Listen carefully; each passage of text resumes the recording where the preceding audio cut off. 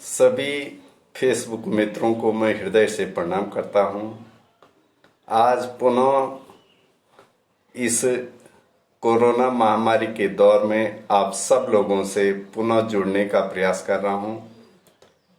निश्चित आज इस कोरोना महामारी को देखते हुए गंभीर और गहन चिंतन का समय है, लेकिन फिर भी जहाँ तक मुझे इस कोरोना काल में समय व्यतीत करने से महसूस हो रहा है कि कहीं भी हमें किसी भी प्रकार से डरने की आवश्यकता नहीं है, क्योंकि समय विपरीत अवश्य आता है, लेकिन यदि हम उससे लड़ने की क्षमता रखते हैं निश्चित उससे आगे जीत जाते हैं, सफल हो जाते हैं।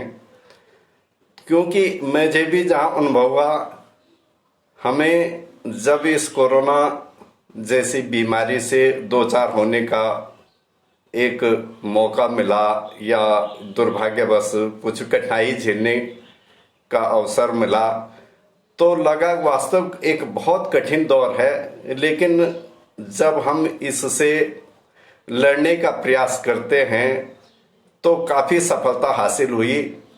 तो आज मुझे लगता है कि वास्तव में जिस दौर को मैं समझता था बहुत कठिन है और आसानी से हम उसको पार कर चुके हैं। किसी भी प्रकार से, भले हमने किसी भी प्रकार से ऐसे नहीं लगता कि शायद हम कोई पॉजिटिव रहे होंगे या नेगेटिव रहे होंगे, इस प्रकार का कोई वो नहीं, लेकिन जिस प्रकार के लक्षण मुझे लगता कि हमारे इस मौसमी बुखार या सीजनल जो इन्फेक्शन वगैरह आदि होता है, उससे लगता कहीं ना कहीं कोरोना का दौर है, कहीं हम भी उससे प्रभावित हुए बगैर नहीं रह सकते हैं, लेकिन हम हिम्मत नहीं हारे। और मुझे लगता कि क्योंकि जैसे कि मैं आप सबको बता देना चाहूँगा कि हमारे गांव रुद्रप्रयाग अगस्त्यमुनि भटवाड़ी में, मणगू भटवाड़ी के मध्य में कुंवारिका देवी का विशाल देवरा बन्यात कार्यक्रम हुआ।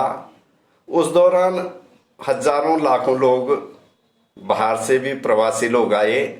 हो सकता उस मध्य कहीं ना कहीं संक्रमण की स्थिति बढ़ी हो, लगता है कि कहीं ना कहीं उससे हम कहीं भी प्रभावित हुए हों, लेकिन इस दौर में मैंने महसूस किया कि हमने किसी भी प्रकार से धैर्य नहीं खोया और आत्मविश्वास बनाए रखे, तो उससे हमें जीत हासिल हुई। मुश्किल से 1 या 2 दिन ही मुझे थोड़ा बहुत हल्का फीवर रहा, उसके बाद पूर्णतः स्वस्थ हूँ और मुझे लगता है कि आज मैं लगभग 10-12 दिन हो चुके हैं, किसी भी प्रकार से कोई भी इस प्रकार का कोई लक्षण दिखाई नहीं देता, नहीं मुझे किसी भी प्रकार की कोई परेशानी महसूस हो रही है।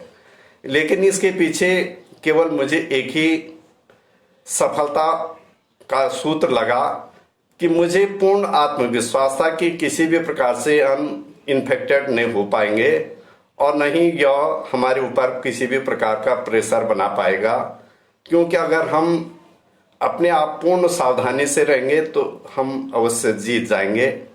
और आज मेरा परिवार, सभी बच्चे और साथ में हमारे साथ तो छोटे छोटे बच्चे भी हैं, सभी आप सब लोगों के आशीर्वाद से और प्रभु पर चराचर जगत स्वामी परब्रह्म परमात्मा की कृपा से सब सुरक्षित हैं, स्वस्थ हैं।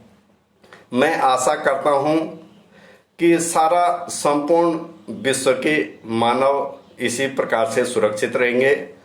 मुझे जहाँ तक लगा कि जहाँ भी क्षति हो रही है, कहीं ना कहीं हो सकता कहीं लापरवाही हुई है या दुर्भाग्यवश या किस्मत का हो सकता कुछ फंडाई ऐसे कि इस बहाने किसी को जाना हो, वो बात अलग है। लेकिन वैसे इतने इफेक्टेड होने का मुझे लगता है कि कहीं भी इस प्रकार से कोई परेशानी वाला ज़्यादा दिक्कत नहीं है।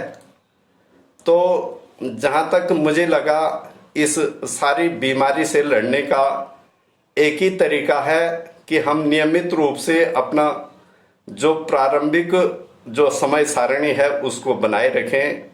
सुबह उठते ही अपने दैनिक शौचादि निवृत्त होकर के और अपने व्यायाम जो नियमित तरीके से किया जाना है, व्यायाम इस तरीके का हो कि जो संपूर्ण शरीर पूर्णतः उसके शरीर के अंदर तक के आर्गन्स तक भी हिल जाए, कोशिश इस प्रकार की जाए। तो मुझे लगता है कि कहीं भी अगर लक्षण प्रभावी होने की कोशिश अगर कोरोना द्वारा की जाती है तो हमारा नियमित व्यायाम या हमारे संतुलित खाना या समय से उठना, समय से बैठना, ये सारी चीज़ें अगर हमारा नियमित चल रहा है तो कहीं भी हम इससे दुष्प्रभावित नहीं हो पाएंगे, तो पूर्णतः हमें विजय प्राप्त होगी। जहाँ तक मुझे लगता है कहीं अगर गले में खराश महसूस होता है तो अवश्य कुल्ला करें, और जैसे बताया गया है कि ज़्यादातर विटामिन सी की कमी के कारण ही ज़्यादा इस प्रकार की परेशानियां ज़्यादा होती हैं। तो विटामिन सी का सबसे महत्वपूर्ण हमारे पास जो उपलब्ध संसाधन है वह नींबू है। नींबू को काट करके हम हल्के गर्म पानी में डालें और उसका जितना भी हो सके गरारा करें, समय समय पर गरारा करते रहें, और हो सके तो कम से कम मात्रा नाक के अंदर, पहले एक नाक में फिर दूसरे नाक में, अगर अंदर तक हल्की सी आधी बूंद भी पहुंच जाए बहुत तो ज़्यादा, क्योंकि ज़्यादा भी अगर आप डालेंगे तो हो सकता है उसका दुष्प्रभाव झेलना पड़ेगा। कम से कम उसके अलावा यदि आपको लगता है कि फिर भी कहीं ना कहीं कुछ दिक्कत लगती है तो फिटकरी आज के समय में लगभग सभी जगह उपलब्ध होती है। फिटकरी हल्के से गर्म पानी में उसका जो डल्ला होता है, एक छोटा सी टुकड़ा हाथ में लेकर के उस गर्म पानी में घुमाते रहिए। जब आपको महसूस होगा कि इसका कुछ न कुछ घोल इस पानी में मिल चुका है तो उस पानी का गरारा करें, कुल्ला करें, लगभग 3 बार अवश्य कुल्ला करें। उससे आपको अवश्य लाभ होगा। जहां तक मुझे लगता है गले में जो खराश मुझे भी महसूस हुआ तो संयोग से हमारे पास फिटकरी उपलब्ध थी। हमने फिटकरी का भरपूर उपयोग किया और उससे बहुत जल्दी स्वस्थ होने की हमारी गुंजाइश बनी। मैं चाहता हूं कि इसका जो हमारा अपना अनुभव है उसका आप सभी लोग अवश्य लाभ उठाएं। एक विशेष बात जो मुझे अपने जीवन पर महसूस हुई, क्योंकि हम जब भी उठते हैं तो उठते ही एकदम बिस्तर छोड़ते हैं, यह कतई न किया जाए, क्योंकि जहाँ तक मुझे लगा कि रात्रि भर सोने के बाद जब हम बिस्तर में पड़े रहते हैं तो एकदम हमारे शरीर के सारे तत्व जो है सुषुप्तावस्था में रहते हैं। यदि हम सुषुप्तावस्था से सीधे उठ करके और कहीं चलने लग जाएं तो हो सकता है कहीं ना कहीं हमारे कहीं स्थिति खराब हो सकती है, कहीं फेंट आ सकता है, गिर सकते हैं। तो उसके बचाव के लिए मुझे जो अपना अनुभव मैं आप सब लोगों को शेयर करना चाहता हूं। आप जैसे बिस्तर से उठते हैं, बिस्तर में ही कुछ समय तक बैठे रहें और लंबी लंबी सांस लें। कोशिश करें सांस लेते हुए आप ईश्वर का ध्यान करें।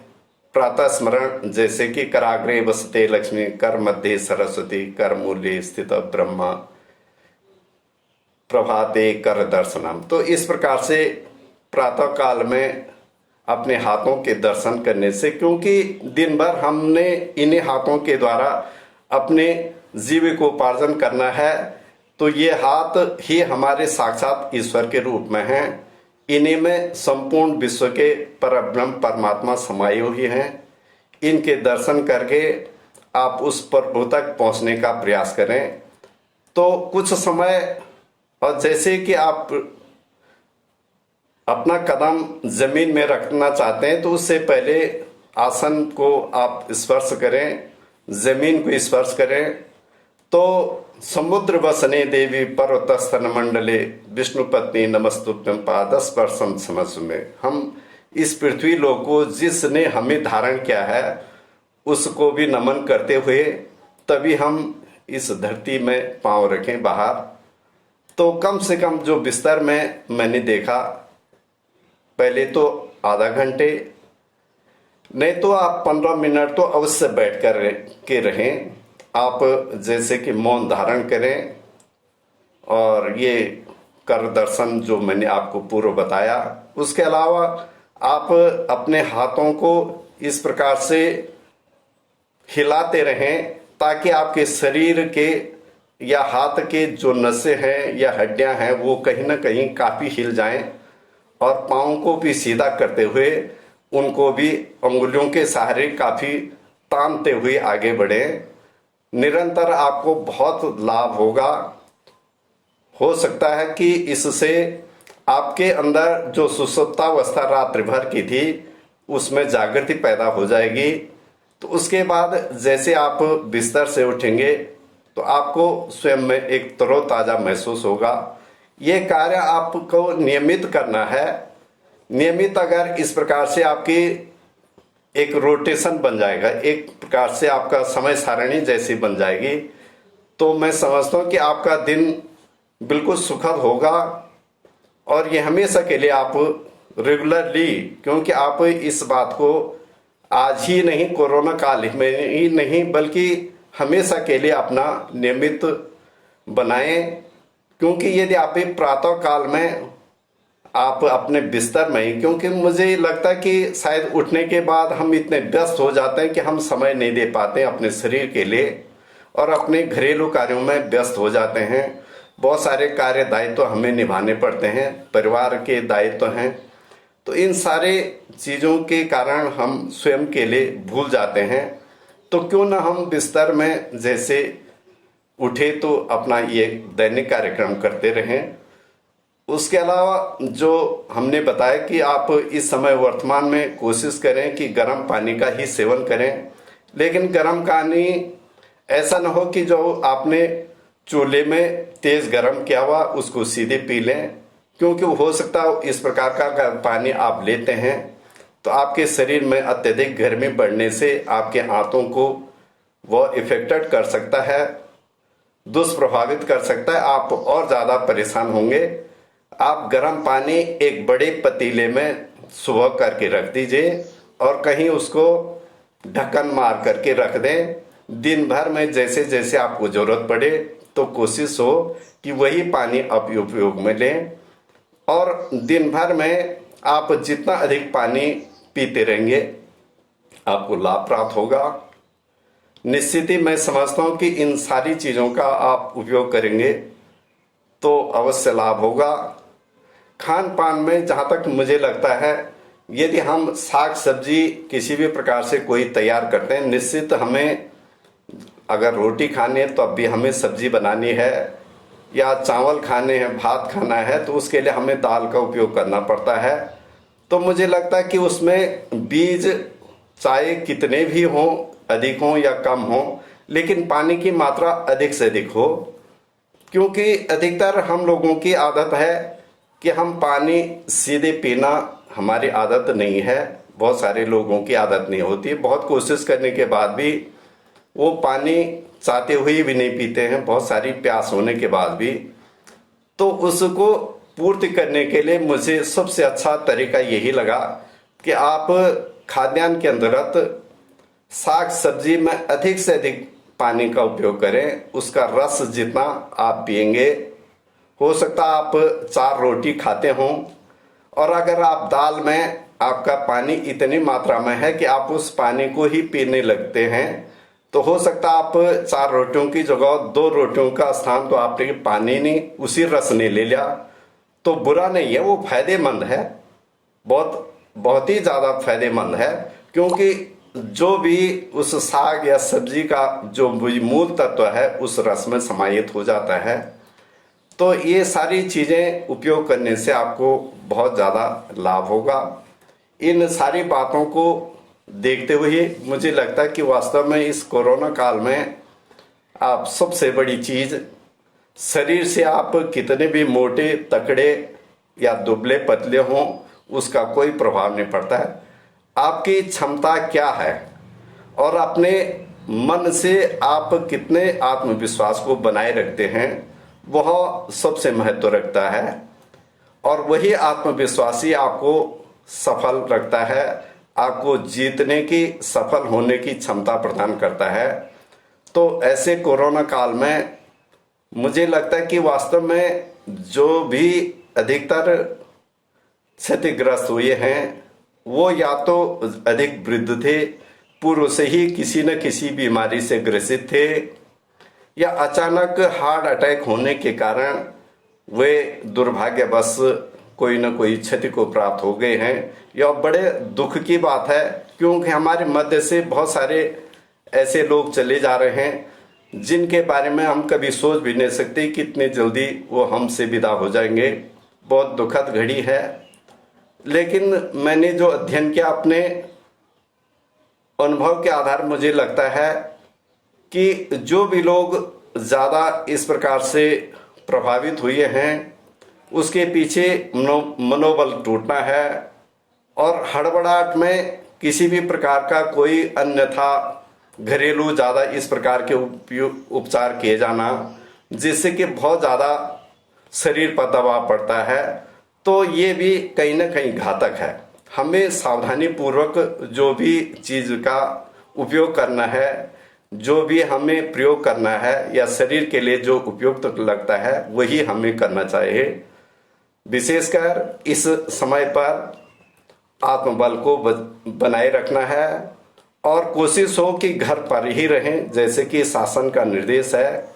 और मैंने अपने पहले वीडियो में भी कहा था, यदि हम सारी बातें शासन पर ही डालते रहेंगे तो फिर मनुष्य का मनुष्यता होना बेकार हो जाएगा, निरर्थक हो जाएगा। क्योंकि मनुष्य है वह स्वयं में बुद्धिजीवी होता है, उसको किसी की गाइड करने की आवश्यकता नहीं है। वो स्वयं गाइड होता है, स्वयं में अपने जीवन को चलाने की क्षमता रखता है। यदि इसी प्रकार से एक दूसरे के कहने पर ही हम उसी के अनुकूल चलेंगे तभी हम कुछ कर पाएंगे, तो लगता है कि हम पशुवत हैं। क्योंकि पशुओं को डंडे के सहारे उनको राह दिखाई जाती है और हमें शायद ऐसी आवश्यकता न पड़े। हम स्वयं जागरूक रहें, जिस प्रकार से भी हम महसूस करें कि हम सुरक्षित रह सकते हैं, दूसरे के संपर्क में न आए, कोशिश ये हो। और क्योंकि उससे एक बहुत ज़्यादा फायदेमंद ये है कि हम स्वयं भी सुरक्षित रहेंगे और दुर्भाग्यवश यदि हम इफेक्टेड हैं, कहीं ना कहीं संक्रमित हैं, तो हम दूसरे को संक्रमित न करेंगे, तो जिससे कि यह चैन आगे न बढ़ पाए, सुरक्षित रहें। तो निश्चित हम इस कोरोना महामारी से बहुत जल्दी जीतेंगे और ऐसी कोई समस्या नहीं है जिसका कोई समाधान नहीं है।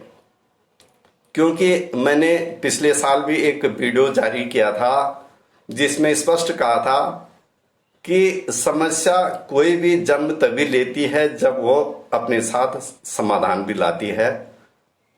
क्योंकि जिस प्रकार से अध्यात्म के दृष्टिकोण से अगर देखा जाए तो मनुष्य जन्म लेता है तो ज से जन्म लेना, नौ से निवास करना, जन्म वो आधा ही है। क्योंकि जीवन हमारा क्षणिक है, मोह मरण निश्चित है, क्योंकि जन्म के साथ ही मरण भी सुनिश्चित हो चुका है।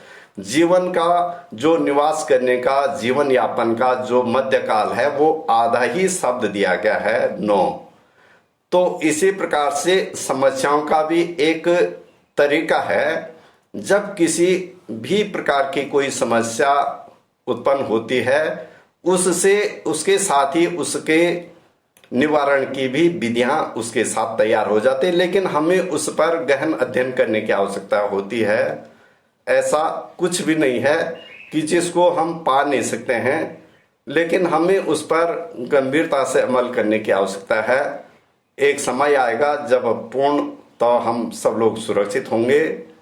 जहां तक मुझे लगता है कि भारत जैसे देश में इतने बड़े स्तर पर कोरोना की महामारी का होना निश्चित बहुत दुखदाई है।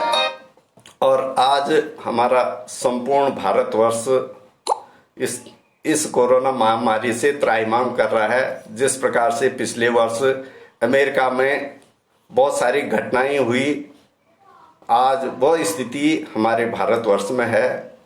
दुर्भाग्यवश जहाँ तक मैं कहता हूँ, ये सब परिणाम हम स्वयं इसके कारक हैं, क्योंकि हमने जो निर्देश दिए गए हैं उनका पालन नहीं किया। पहले तो मैं कहता हूँ कि निर्देशों की आवश्यकता नहीं थी, स्वयं हमें जागृत होना चाहिए था।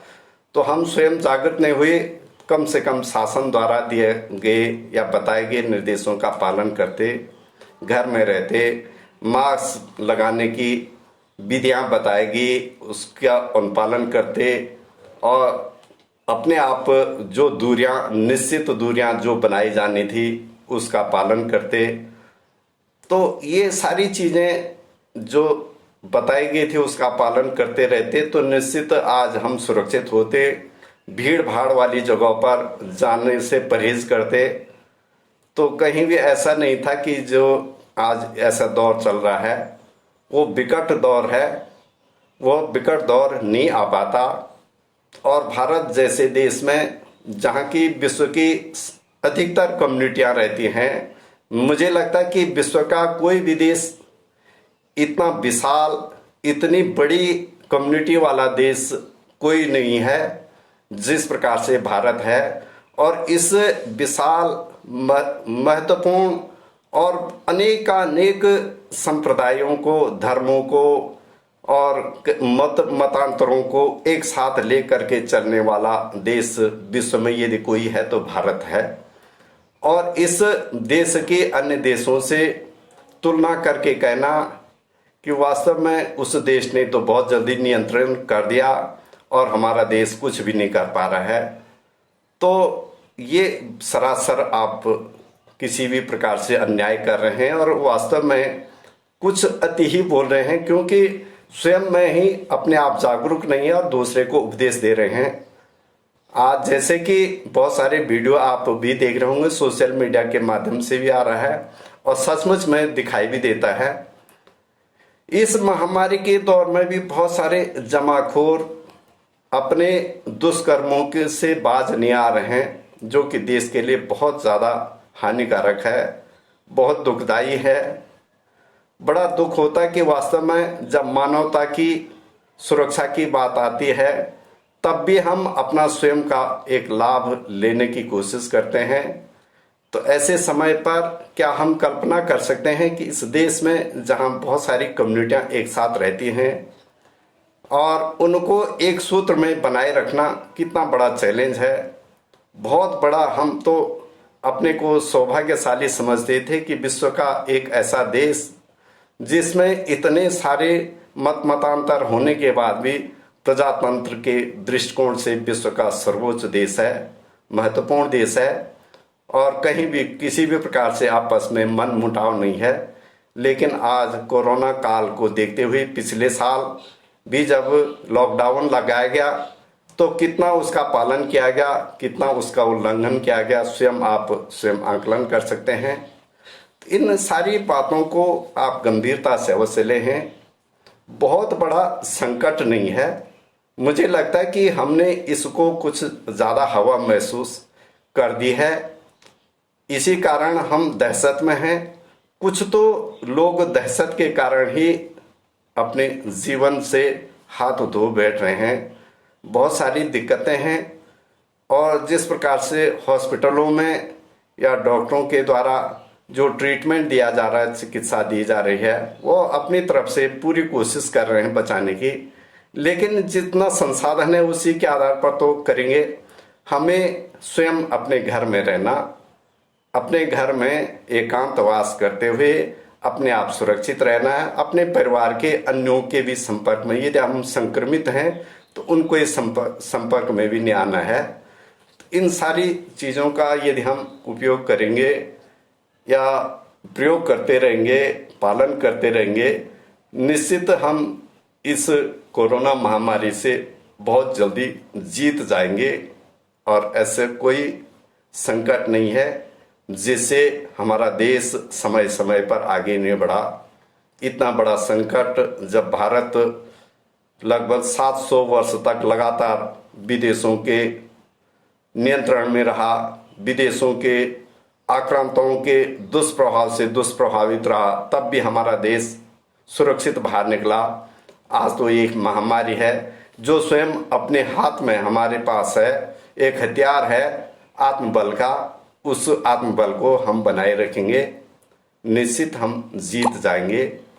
तो इन्हीं शब्दों के साथ मैं अपने रचना कर्म के आधार पर जो निरंतर लिखने का प्रयास करता रहता हूँ, तो मैं सर्वप्रथम अपने विद्वान संपादिका श्रीमती जसप्रीत कौर प्रीत जी का हृदय से आभार प्रकट करता हूँ कि उनके द्वारा मेरी कुछ रचनाएं अपने राष्ट्रीय संकलन, जिसका नाम ख्वाहिशों का सफ़र है, ख्वाहिशों का सफ़र राष्ट्रीय काव्य संकलन में बहुत सारी रचनाएं मेरी प्रकाशित की हैं।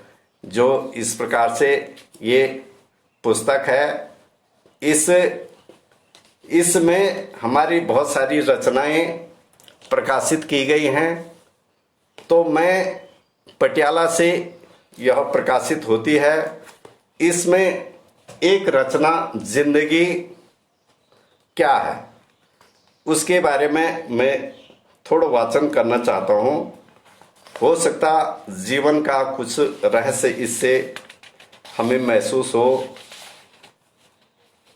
मैंने कोशिश किया कि जिंदगी क्या है, बहुत सारे प्रश्न हैं, आखिर हमें स्वयं मनन करना होगा कि जीवन का सचमुच में अर्थ क्या है और उसकी सार्थकता क्या है। जिंदगी कहते हैं किसे, जिंदगी कहते हैं किसे जो स्वयं की सुख समृद्धि व संपन्नता तक ही सीमित रहे उसे, या स्वयं के स्वार्थ हेतु दूसरों को धोखा दे या उसे, अथवा कदम कदम पर स्वयं धोखा खाकर भी आगे बढ़ता ही रहे या उसे, या जिंदगी कहते हैं किसे, या लाख कोशिश करने पर भी सफलता प्राप्त न कर पाए, जिंदगी कहते हैं उसे, अथवा सदा अभावों में रहकर भी खुशी से जीवन जीता रहे या उसे, या स्वयं के लाभ की अपेक्षा, स्वयं के लाभ की अपेक्षा समस्त जीव जगत की सेवा करता रहे, जिंदगी कहते हैं उसे क्या, अथवा इस जीवन को सदा प्रभु भक्ति में ही सतत संलग्न करता रहे उसे, इस जिंदगी को कहते हैं किसे, या मेहनत के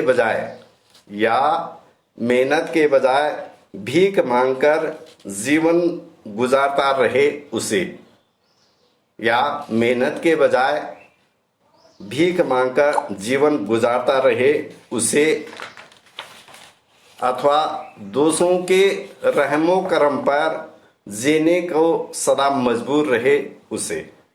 तो जिंदगी कहते हैं किसे, ये प्रश्न है, ये हमें स्वयं महसूस करना है।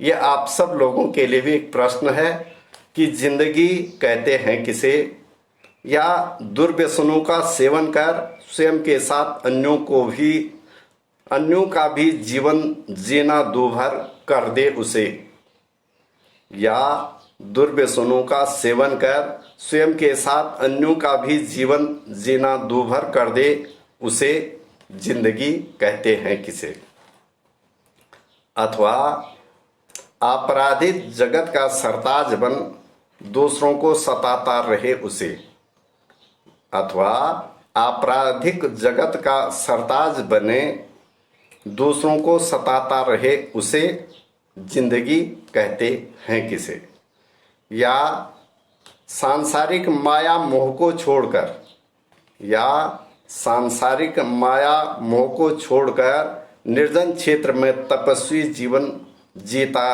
रहे उसे। जीवन में इस जिंदगी को वास्तविकता में कहते हैं किसे? तो सच को हूं जो मेरे अर्थों में है, क्योंकि इसका मैं समझता हूं पहले तो आप जो हमारे दर्शक हैं या स्वयं पाठक हैं वो स्वयं इसका उत्तर देने में पूर्णतः सक्षम हैं, वो बता सकते हैं। लेकिन फिर भी मैं अपनी तरफ से यदि इसका उत्तर देना चाहूं तो मुझे लगता कि सच कहूं तो सफल जीवन कहते हैं उसे, सफल जीवन कहते हैं उसे जो लाख परेशानी के बाद भी स्वयं के साथ साथ दूसरों को भी सुख से जीना सिखाए उसे। सफल जीवन कहते हैं उसे, सफल जीवन कहते हैं उसे जो लाख परेशानी के बावजूद भी स्वयं के साथ साथ दूसरों को भी सुख से जीना सिखाए और मानवीय जीवन की मानवीयता को कभी न भूले असली जिंदगी कहते हैं उसे। मानवीय जीवन की मानवीयता को कभी न भूले असली जिंदगी कहते हैं उसे। तो ये मेरे शब्दों में जिंदगी कहते हैं किसे उसका एक उत्तर है। मैं इन शब्दों के साथ आप सब लोगों से गुजारिश करता हूं कि आप जीवन का वास्तविक सही अर्थ लगाएं कि हमें जो मनुष्य जीवन दिया गया है आखिर वह जीवन किसके लिए है, या यूं ही गंवाने के लिए है, कभी डर के मारे, कभी दूसरों को परेशान करके, कभी किसी भी प्रकार से कहीं बीमारी की डर से ऐसे परेशान हो करके।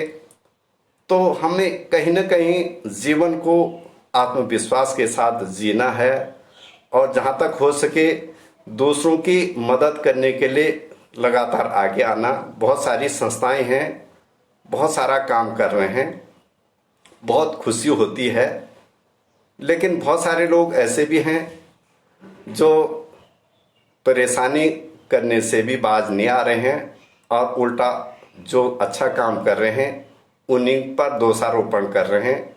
बार बार सरकार, शासन, प्रशासन, व्यवस्था इन सब की आलोचना में ही अपना समय गुजार दे रहे हैं और अपने आप कुछ भी नहीं कर रहे हैं। तो ये बहुत दुखदायी है। इन सब चीज़ों से हमें बच के रहना है और स्वयं में अपने आप आगे बढ़ते रहना है। देश को भी बचाना है, समाज को बचाना है, अपने परिवार को बचाना है और स्वयं को भी बचाना है। तो मैं आप सब लोगों से पुनः हृदय से आभार प्रकट करता हूं, आप लोगों का धन्यवाद ज्ञापित करता हूं कि आप लोगों ने मुझे गंभीरता से सुना। जय हिंद, जय भारत, जय उत्तराखंड।